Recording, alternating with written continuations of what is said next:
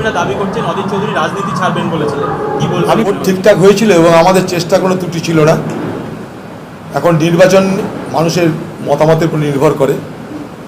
5 বার পর জিতেছিলাম, মানুষের দয়া দুয়া আশীর্বাদ সহযোগিতা ছিল, তাই এবার মানুষ মনে করেছে যে হারানো দরকার, তাই মানুষ হারিয়েছে।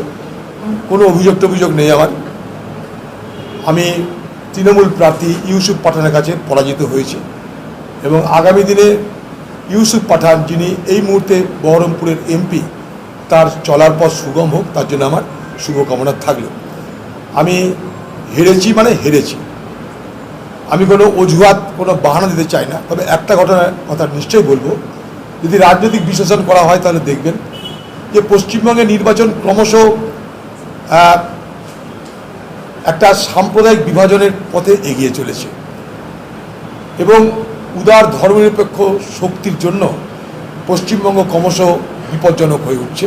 এটুকু নিশ্চয়ই আমি আমার যা পর্যবেক্ষণ, সেই পর্যবেক্ষণ থেকে বলতে পারি। আবার বলছি, আমার পরাজয়ের জন্য কিন্তু আমি কোনো অজুহাত খাড়া করতে চাই না। হেরেছি মানে হেরেছি।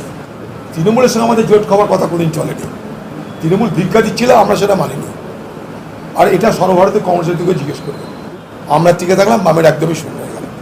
আমরা ভেবেছিলাম রেজাল্ট ভালো হবে, কিন্তু এবার এটা রাহুল গান্ধী স্পষ্টভাবে বলেছিল, এটা একটা সাইকোলজিক্যাল ওয়েপেন ইউজ করছে, অর্থাৎ মনস্তাত্ত্বিক একটা অস্ত্র ব্যবহার করছে, সেটা কিন্তু সফল হলো না।